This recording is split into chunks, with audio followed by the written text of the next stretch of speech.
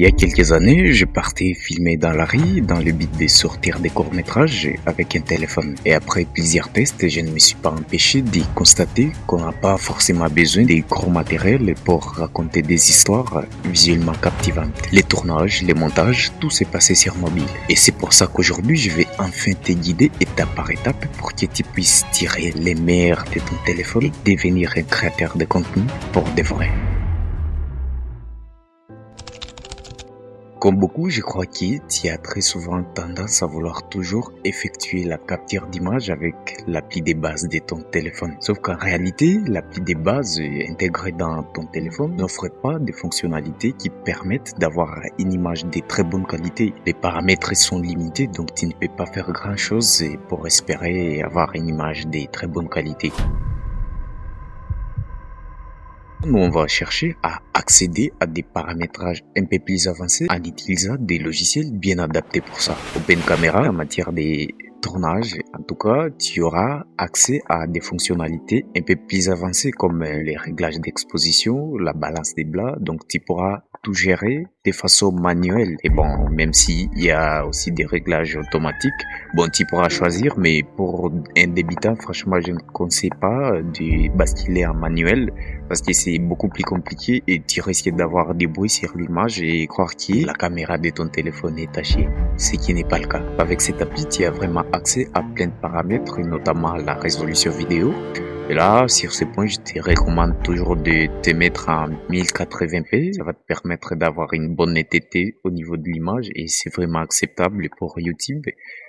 Pour un débutant, je conseille pas forcément la 4K parce que là, bon, ça va te prendre aussi beaucoup d'espace de stockage. Et voilà, il faut savoir que pour une vidéo en Full HD, ça va prendre 138 mégas. Mais pour la 4K, tu auras besoin de 400 mégas d'espace de stockage pour une minute de vidéo. Mais en tout cas, pour ne pas essayer de compliquer les choses au débit, tu peux bien mettre Full HD et tu auras quand même une très bonne netteté au niveau de l'image.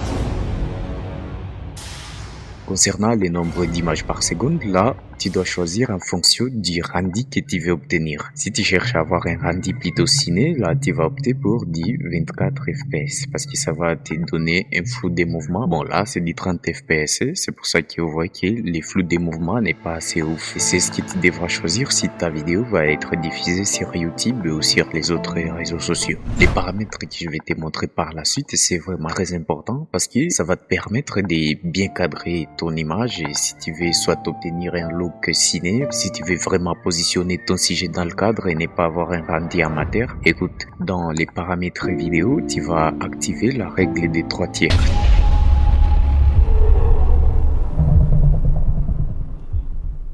Alors ce qui est très important du côté image, eh bien c'est la lumière.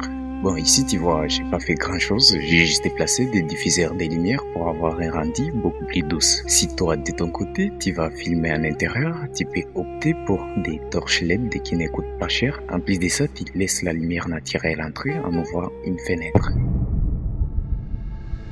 Les sons, c'est l'élément que tu ne devras jamais négliger parce que c'est tout ce qui est de plus important dans la vidéo. Et pour ça, tu dois opter pour un micro-cravate et un petit micro-cravate pour pas trop cher. Et si pour le moment, tu n'as pas la possibilité de le faire, tu dois te filmer dans un endroit où il n'y a vraiment pas de bruit et te positionner par le de ton téléphone pour pouvoir choper une très bonne qualité sonore.